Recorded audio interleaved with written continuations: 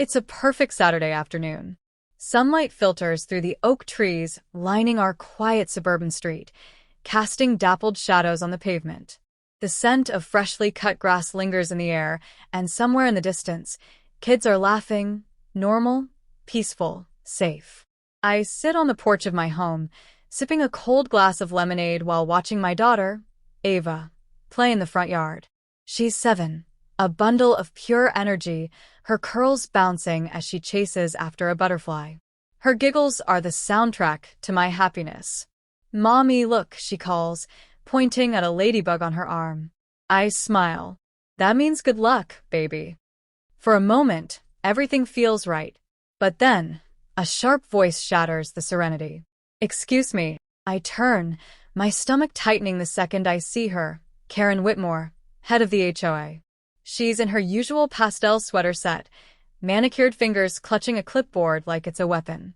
Her icy blue eyes scan my yard with disapproval. "Mrs. Carter," she says, forcing a smile. "We need to discuss your lawn." I already know where this is going. She's been on my case since the day we moved in, nitpicking every little thing. First, it was my mailbox being the wrong shade of black. Then, the potted plants on my porch. Now, my lawn? I glance around. My grass is neatly trimmed. My flower beds are in full bloom. There's nothing out of place. "What about it?" I ask, keeping my voice even. She exhales dramatically, as if dealing with me is a burden. "It's just not quite up to community standards. The HOA has very strict guidelines." Translation: she doesn't like that a black family owns one of the nicest houses on the block. I take a slow sip of my lemonade. "I read the guidelines, Karen. My lawn is within compliance." Her smile tightens. "Well, I'll have to check with the board." Before I can respond, Ava runs up, her little hands cupping something. "Mommy, look." "A caterpillar?" Karen flinches like my daughter just handed her a live grenade. She steps back, nose wrinkled. "Children should be careful playing outside. We wouldn't want them disturbing the neighborhood." I clench my jaw. "Ava, sweetheart, go wash your hands." As she skips inside, Karen leans in. "I hope we can keep this neighborhood pleasant, Mrs. Carter." The threat is subtle, but clear. I watch her walk away, her heels clicking against the pavement. A storm brews in my chest, but I push it down. I won't let her ruin this day. For now, it's just a minor irritation. A small battle in what I don't yet realize is about to become a full-blown war. The trouble starts small, little inconveniences that feel like coincidences at first. A warning letter from the HOA appears in my mailbox, citing unsightly objects on my property. I frown as I scan the notice. The only thing remotely new is Ava's pink bicycle leaning against the porch. 2 days later, my trash cans mysteriously disappear. I find them 2 blocks over, overturned in an empty lot. Then, there's the parking complaint. One morning, I wake up to an official-looking notice taped to my car, claiming it's been illegally parked in my own driveway. When I call the HOA, they act confused, saying no such citation exists in their records. It's unsettling, but I brush it off. Maybe it's just neighborhood politics. Maybe I'm imagining things. Then Ava gets sick. It starts as a fever, nothing alarming at first. I give her medicine, tuck her into bed, and keep an eye on her. But by evening, her temperature spikes to 104. Her little body trembles, her breaths coming in shallow gasps. Panic grips me. "Baby, stay with me," I whisper, brushing damp curls from her burning forehead. I grab my phone and dial 911. I need an ambulance. My daughter, she's burning up. She can't breathe right. The dispatcher assures me one is on the way. Minutes crawl by like hours. I pace the front porch, my heart pounding. Where are they? The hospital is only 10 minutes away. Then I hear it, sirens wailing in the distance. Relief floods me. But as the ambulance turns onto our street, it jerks to a sudden stop. At first, I think it's mechanical trouble. But then I see her. Karen. Standing in the middle of the road, arms crossed, a smug set to her mouth. She's blocking the ambulance. A sick feeling spreads through my chest. One of the paramedics steps out, confused. "Ma'am, you need to move. This is an emergency." Karen waves her clipboard. This is a private community. Emergency vehicles must use the designated access point. I stare at her, disbelief and rage battling inside me. Are you serious? My daughter is dying. She lifts her chin.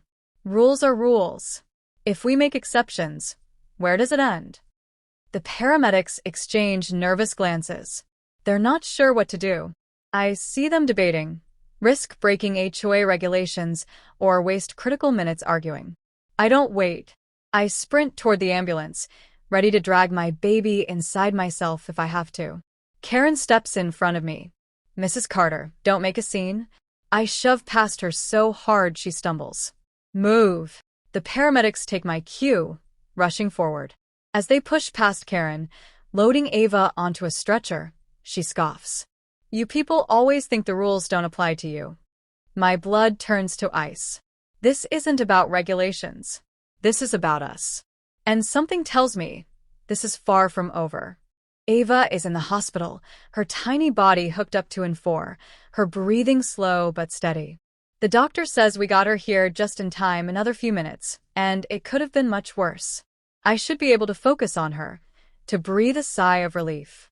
But I can't, because Karen tried to stop me from saving my child's life. I sit by Ava's bed, my hands trembling. I replay the scene over and over. Karen standing there, smug and unbothered, blocking the ambulance like my daughter's life didn't matter. Enough is enough. I step into the hallway, phone in hand. My fingers fly across the screen as I draft a post for the neighborhood Facebook group. Tonight, my daughter nearly died. An ambulance came to save her, but Karen Whitmore, the head of our HOA, blocked it from reaching our home. She claimed it was about rules.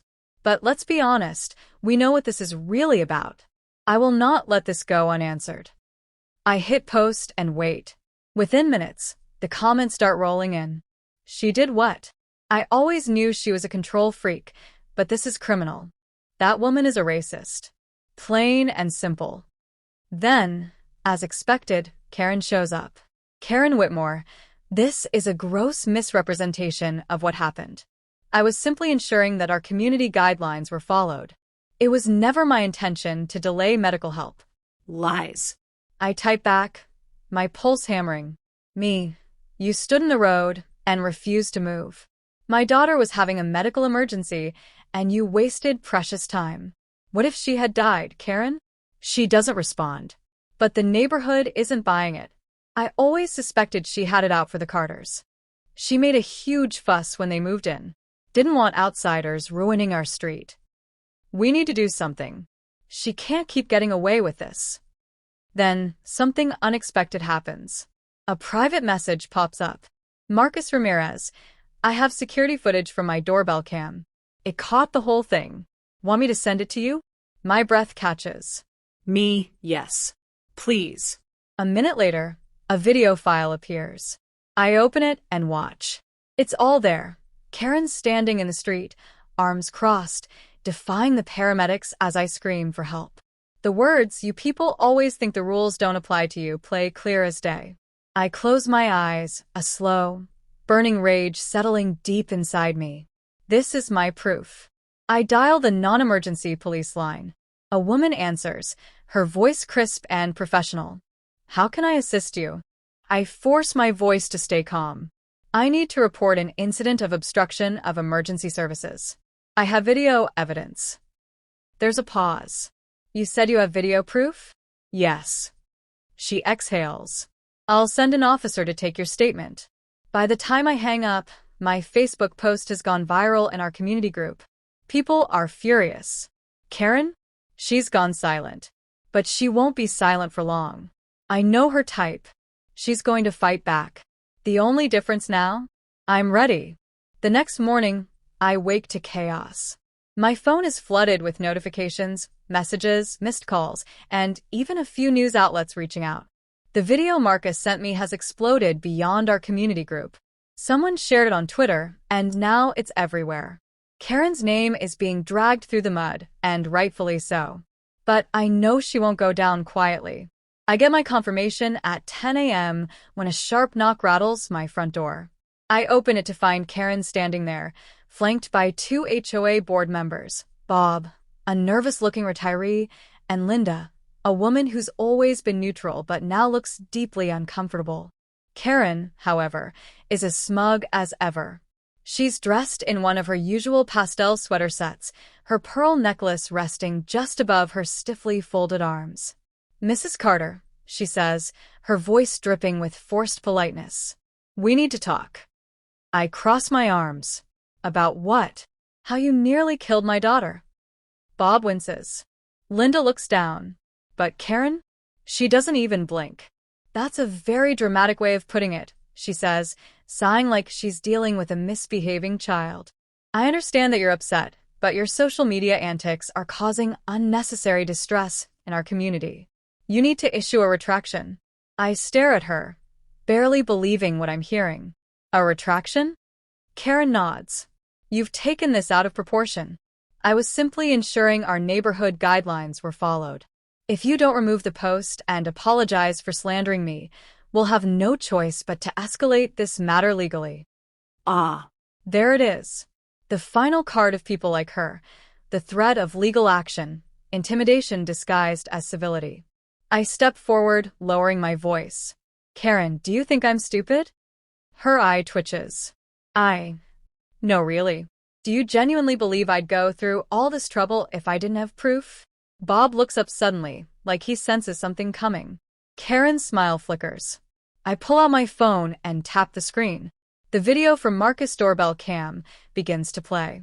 Karen's face drains of color as her own voice fills the air. "You people always think the rules don't apply to you." The silence that follows is suffocating. Bob closes his eyes like he's just realized he backed the wrong person. Linda takes a slow step away from Karen. "Karen, though?" She snaps. "That is out of context," she screeches, her composure cracking. "I was talking about the guidelines." "You blocked an ambulance, Karen." I cut in. "My daughter was in medical distress, and you stood there like you had the right to decide whether she lived or died. And now you have the nerve to come to my home and demand an apology." Karen's mouth opens and closes, but no words come out. Then she tries another tactic. This was an attack on me. "You people." I tilt my head. "You people?" Linda inhales sharply. Bob turns away. Karen realizes her mistake too late. I take another step forward, voice calm but deadly. "This video is already with the police. Blocking emergency services is a crime. So, if I were you, I'd stop worrying about retractions and start worrying about legal consequences." Karen stares at me, her breath coming in short, furious bursts. "You're going to regret this," she hisses. "No, Karen," I say, my voice steel. "You are." As I shut the door in her face, I know one thing for sure. Karen Whitmore's reign of terror is about to come crashing down. The internet moves fast. By noon, the video has gone viral beyond just our community. It's been picked up by local news stations. People are outraged. HOA president blocks ambulance from saving child. "You people don't follow the rules," caught on tape. The comments are relentless. "She needs to be arrested. This is criminal negligence. I hope she loses everything. How is she still in charge of the HOA?" The pressure is building, and Karen knows it. Which is why I'm not surprised when I get a call from the police. "This is Officer Daniels with the local precinct. We'd like to formally take your statement regarding the obstruction of emergency services." "Yes," I say, gripping the phone. "Absolutely." I arrive at the station an hour later. Marcus is already there, having volunteered to hand over his footage. I give my account, detailing exactly what happened. The officer listens carefully, nodding as he writes. "We've reviewed the footage," Daniel says finally. "There's no question, what she did was illegal." A flicker of satisfaction burns in my chest. "So what happens now?" "There will be charges," he says. "And given the public reaction, I wouldn't be surprised if her HOA position is in jeopardy as well." I exhale. Good. But Karen still hasn't given up. Because the next day, I wake up to an email from the HOA board. Subject: Immediate HOA violation review, Mrs. Carter. They're claiming my house has been reported for multiple violations and that an emergency meeting has been scheduled to discuss possible fines and disciplinary actions. Translation? Karen is trying to retaliate, but she's underestimated me. I show up at the meeting with my own surprise. As I step into the HOA clubhouse, I can already feel the tension in the air. The room is packed, homeowners, reporters, even a few legal representatives. At the head of the table sits Karen, her face tight with fake confidence. "Mrs. Carter," she says sweetly, "we appreciate you coming. We have serious concerns about your compliance with our neighborhood standards." I set my bag down calmly. "You mean you have concerns, Karen?" Her smile doesn't waver. "We've received multiple complaints." Linda, sitting beside her, shifts uncomfortably. I lock eyes with her. "Who filed these complaints?" Karen leans back. "That information is confidential." I let the silence stretch before I pull out a stack of printed screenshots. Because according to the HOA records, I've had 0 complaints until today. I toss the papers onto the table. The board members look at them, and I see it click in their eyes. Karen made up the violations. She stiffens. "Mrs. Carter, this meeting is about your conduct." I cut her off. No, Karen. "It's about yours." I pull out my phone and tap the screen. A new video plays, one from my neighbor, Mrs. Lee. It's footage from a different angle, capturing Karen in full view as she blocks the ambulance. The room erupts into hushed whispers. I turn to the board. This woman abused her power and nearly cost my daughter her life. And now, she's trying to retaliate because she got caught. Bob clears his throat. "Karen, is this true?" Karen's face flushes. This is a witch hunt. I was following protocol. You all are letting her turn this into some racial issue." Linda slams her folder shut. "Enough, Karen." Karen freezes. Linda exhales, looking at the rest of the board. "We need to put this to a vote. Effective immediately." Bob nods. I motion to remove Karen Whitmore as HOA president and launch an investigation into misuse of power. Hands go up around the table. Karen stares, her face going pale. "You can't do this. I am the HOA." "No, you're not," Linda says sharply. "Not anymore." The room breaks into murmurs as realization dawns. Karen is finished. She shakes her head, standing abruptly. This isn't over. But it is. As she storms out, the police are waiting. "Karen Whitmore?" Officer Daniels says. She freezes. "You're under arrest for obstruction of emergency services." The color drains from her face. "This is ridiculous." "Turn around, ma'am." The cuffs click around her wrists. And just like that, the woman who thought she could play God in our neighborhood is taken away in disgrace. Justice has arrived. The video of Karen's arrest spreads like wildfire. Within hours, news stations are running the story. HOA president arrested for blocking ambulance in alleged racially motivated incident. Online, the reaction is swift and brutal. People dig up past complaints against her, stories of unfair fines, harassment, and discrimination. Former homeowners come forward, exposing her long history of abusing power. By the next morning, Karen's name is trending nationwide. Then comes the real fallout. First, the HOA formally removes her from the board. Every policy she implemented is put under review. Homeowners demand refunds for unjust fines. The bylaws are rewritten, ensuring no one will ever wield unchecked power like she did again. Next, her real estate business collapses. Clients drop her. Her brokerage cuts ties. Then, the ultimate blow. Her house goes up for sale. She's leaving. She has no choice. And just like that, the woman who ruled over our neighborhood like a dictator is gone. The change in the community is instant. Neighbors who once stayed silent now speak up. The same people who gave Karen power, the ones who ignored the quiet injustices, start confronting their own biases. At the next HOA meeting, Linda, now the interim president, addresses everyone. "We failed," she admits. "For years, we let Karen's actions go unchecked. We need to do better." And for the first time, I see real accountability. People apologize. They listen. They change. One evening, I sit on my porch with Ava, who's back to her playful, giggling self. She rests her head against my shoulder, sleepy but safe. Marcus walks over, hands me a fresh lemonade. "You did it," he says. I smile. We did. Karen thought she could silence me. She thought her power, her privilege, her rules would protect her. But justice caught up to her. And for the first time in a long time, our neighborhood finally feels like home.